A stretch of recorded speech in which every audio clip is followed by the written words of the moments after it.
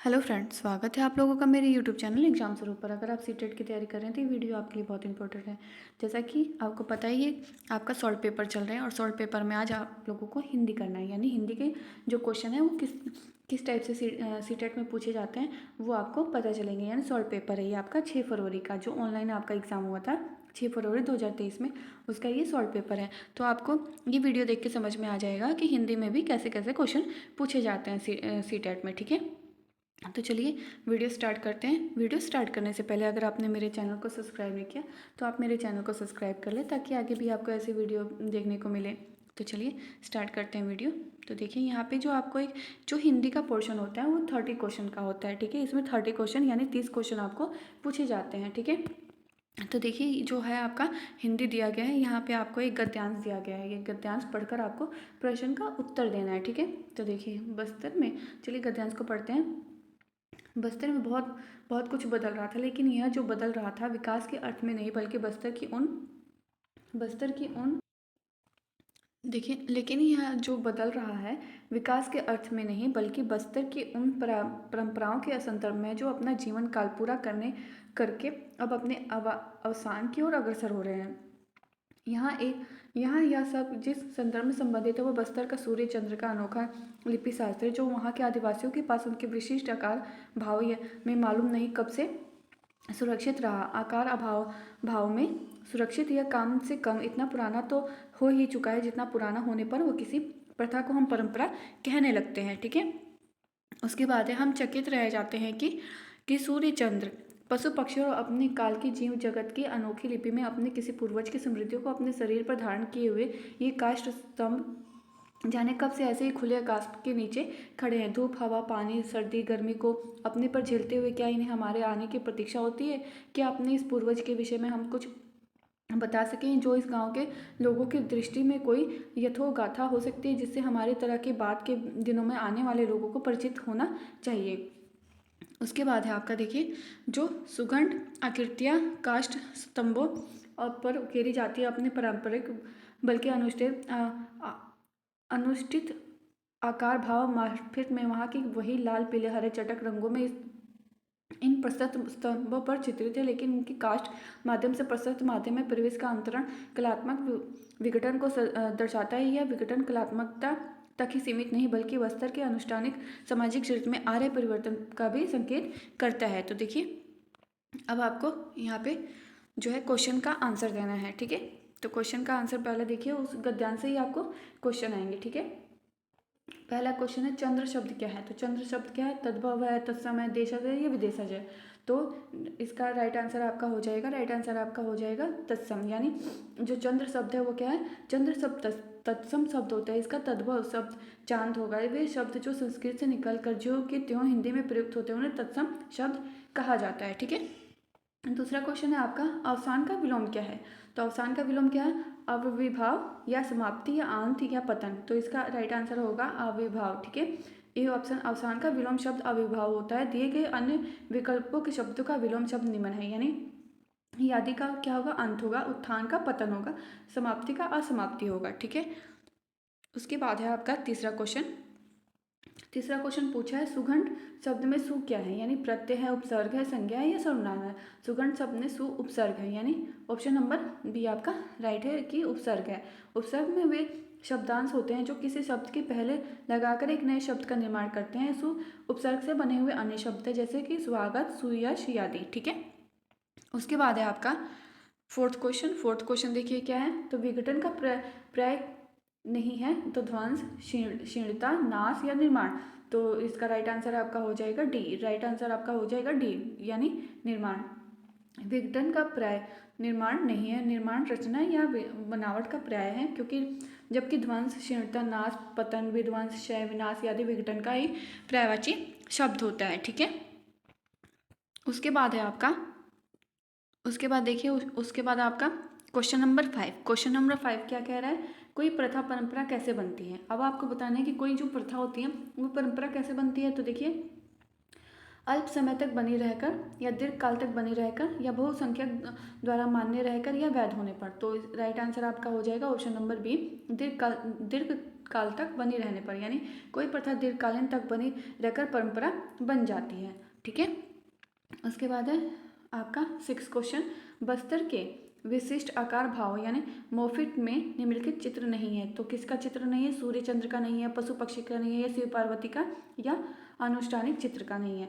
तो right answer आपका हो जाए सी, यदि शिव पार्वती तक का तो कहीं गद्यांश में कहीं जिक्र ही नहीं हुआ था। ठीक है, तो ऑप्शन नंबर सी आपका सही है। तो देखिए, बस्तर के विशिष्ट आकार भाव यानी मोफिट में शिव पार्वती का चित्र नहीं है, क्योंकि जबकि सूर्य चंद्र पशु पक्षी तथा अनुष्ठानिक चित्र बस्तर के विशिष्ट आकार भाव के चित्र शामिल हैं। ठीक है, उसके बाद है आपका 7वां क्वेश्चन। 7वां क्वेश्चन देखिए, 7वां क्वेश्चन कह रहा है, 7वां क्वेश्चन है, इन आकार भाव मोफिट का रंग है कि लाल पीला हरा, हरा नीला गेरुआ, गेरुआ पीला नीला, या नीला काला हरा। तो ए जो आंसर है आपका लाल पीला हरा, ये आपका राइट आंसर है। इन आकार भाव यानी मोफिट का रंग लाल पीला हरा होता है। ठीक है, नेक्स्ट क्वेश्चन है आपका 8वां, आकार भाव यानी मोफिट में प्रचलित मोफिट क्या है, यानी सामाजिक राजनीतिक है, मनोवैज्ञानिक है, धार्मिक अनुष्ठान है, या प्राकृतिक है।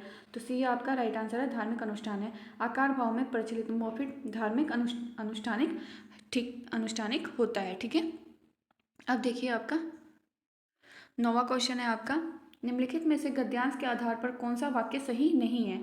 अब आपको इसमें बताना है कि कौन सा वाक्य सही नहीं है। तो ये देखिए, ये यहाँ पे आपको क्वेश्चन ध्यान से पढ़ने की ज़रूरत होती है कि इसमें नहीं पूछा है कि नहीं है। ठीक है, कई बच्चे यहाँ पे गलत करके आ जाते हैं। ठीक है, बस्तर में बहुत कुछ बदल रहा है, पुराना होने पर किसी प्रथा को हम त्यौहार मानने लगते हैं, इन्हें हमारे आने की प्रतीक्षा होती है, सुगण आकृतियाँ काष्ठ स्तंभों पर उकेरी जाती हैं।